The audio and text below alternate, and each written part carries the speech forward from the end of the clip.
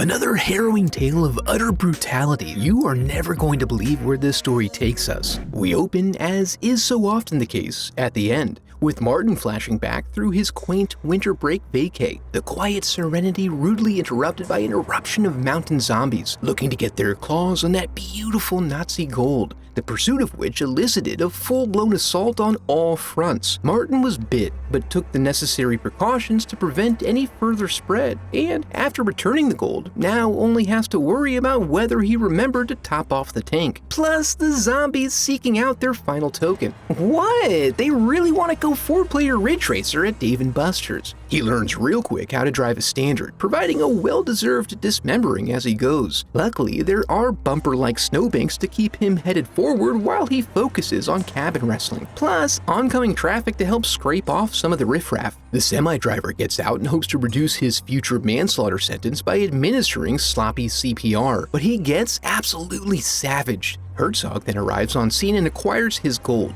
But the logo, the fish knocks something loose in the back of his rotten mind. Meanwhile, Martin tries to keep driving well past his bedtime, which is really difficult. As a result, he misses his turn by a small margin. He wakes up on the stairway to heaven and is greeted by an angel, who actually congratulates him on his aliveness. The police, however, are more concerned with the murder axe they found up in the mountains with his fingerprints on it. Also, they know nothing of the strange creatures he speaks of. So little Nazi creatures came up from the earth. His explanation leaves something to be desired, but he's not going anywhere for now. In addition, the doctor is a certified bro. They found his arm preserved in the snow and reattached that bitch. Martin harshly yucks his yum by freaking out about being imbued with Satan's arm, and they have to give him the good stuff to avoid hurting the doctor's feelings any further. At the outskirts of town, Jan is getting fully torqued on those milkmaids, commenting casually about his desire to receive head. His request is obliged, but Ed Kemper style. The crew move in to use this place for administering the return of Herzog's arm, a procedure conducted by a medical doctor, even though it clearly involves dark magic. So his degree is basically wasted here.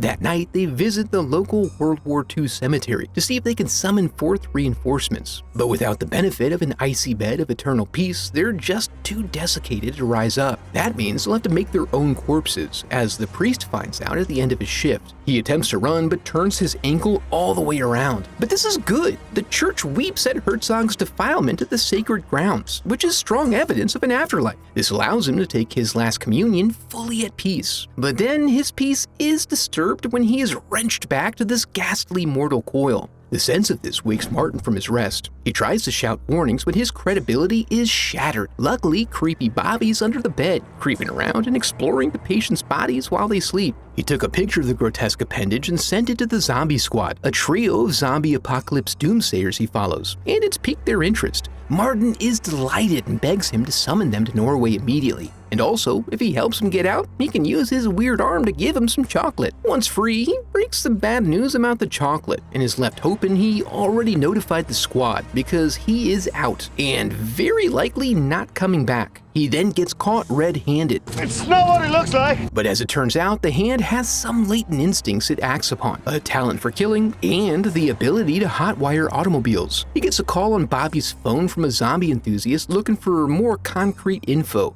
Well, we came up to the cabin and there was a bunch of... Say no more. Given that the bitten are not turning, he assesses that these are cursed zombies looking to acquire a lost trinket or complete an unfinished task. Martin just has to identify their purpose, while Daniel has to convince the crew to fly halfway around the world on short notice. This is their chance to prove their naysayers wrong and do something actually productive and good for the world. But first, they need to prep by gathering information on Martin and Herzog from Norway. Whoa, hold on guys, we got ourselves a badass over here in the form of Constable Gunnar, who has to warm his room temp coffee in the microwave so it's not yucky in his mouth. He is thirsting for action in this podunk town, so when they get an APB for now infamous spree killer Martin Hickerud, his sole and primary purpose is now clear. Out at the airport, the whole gang's already here, hopping off the plane and immediately locking on to Martin's location. But first, they need their bags, and to acquire a variety of implements of destruction in the event the rumors are true. Hopefully they are true.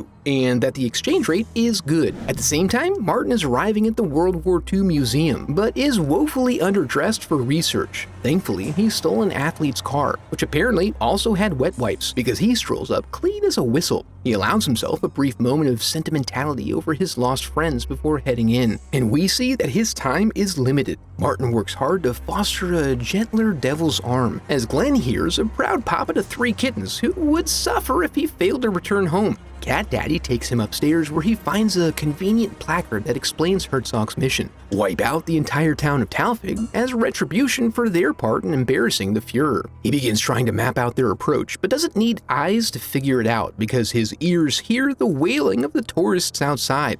They slaughter the innocent, taking the parts that please them and putting others to good use where they can. Lucking out that this guy skipped lunch, apparently. When all's said and done, they recruit these poor hoes into their ranks. Then Herzog and the boys take a trip down memory lane, acquiring the battle map and armaments for their mission ahead. All the while, Glenn is pissing himself, hoping they don't notice his prohibited facial piercing. When the coast is clear, they emerge. There are only a few stragglers left behind, so Martin dusts off his dead arm and does a little limits testing. But what's the point of all this destruction? What good is this new power if it can only take and destroy? In a moment of reverence for the cycle of life, he inadvertently brings Jimmy back from the darkness. He giveth and taketh, before Daniel announces the arrival of the zombie squad, and still getting their legs under them in various ways. After formal intros, Martin is a bit wary of their small numbers, but has to take what he can get. They recognize that Martin's gift is the answer to their problem. There was a Soviet brigade that was ambushed by Herzog in a frozen mountain choke point, and they may have some unfinished business that runs counter to Herzog's interests. They delegate tasks and split up, with Martin and Daniel going to summon Stavern, with loyal Jimmy in the backseat leaking all over their rental car. Meanwhile, the German unit is dozing its way into town. At the outskirts, a trio of young men get their chance to heroically warn the town of the impending disaster, but they're pretty dedicated to their sandbox project. The soldiers then storm the homes one by one, killing at will and with a degree of inspiration and creativity you mightn't have expected. With the revelation that the tank is sporting live shells, Glenn, Monica, and Blake observe the destruction from afar and try to devise a plan to slow their progression. Back at the museum, the authorities are just starting to catch up on what's going down, and all signs are pointing straight toward old Marty Hitlerud. We then learn the gang's big plan is to try to lead the troops into the swamp to slow them down, then blow them up. Due to his nimble nature, Glenn has volunteered to show off his swamp running skills. He strolls right out onto the main road and makes quite a nuisance of himself, thus redirecting many of them from the main group. Unfortunately, he's not really that fast a runner, and this isn't actually much of a swamp.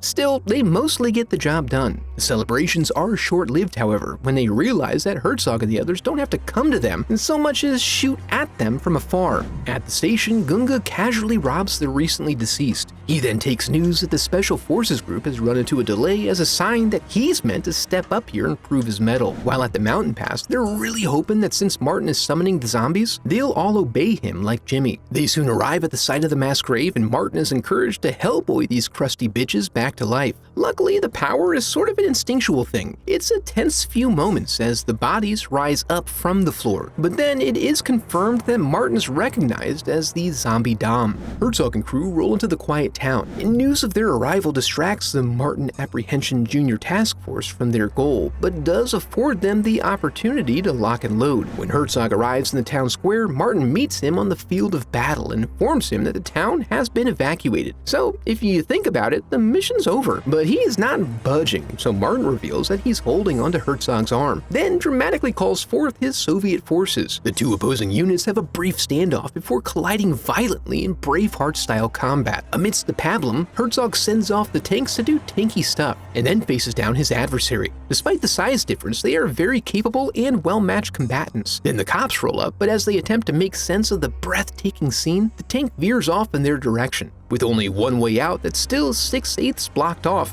only a few of them escape in time. After this shameful embarrassment, the survivors take refuge in a nearby residence to sort out what's up with these crazy-ass LARPers. They're going so hard, and with live steel. Daniel then arrives and demonstrates that practicing ninja moves in the mirror is a viable training strategy that transfers over perfectly to real-life situations. It even inspires Jimmy to get in on this action, and he comes fired up. When the remainder of the squad finally shows up, it's arrives just in time to witness the downfall of the Russian leader. Oh man, he was their favorite. Then Monica realizes, somehow, that this is a queen bee situation. The grunts require the master for locomotion. If the master goes, they all revert back to fertilizer. Now, this does not require Martin to engage with Herzog, but he does. Realistically, this puts them all at extreme risk as he is the master of the opposing force. Nevertheless, he does reasonably well right up until he gets his face turned into a flapjack. He needs to turn this around as on the battlefield the zombie squad is soon down to 3 combatants.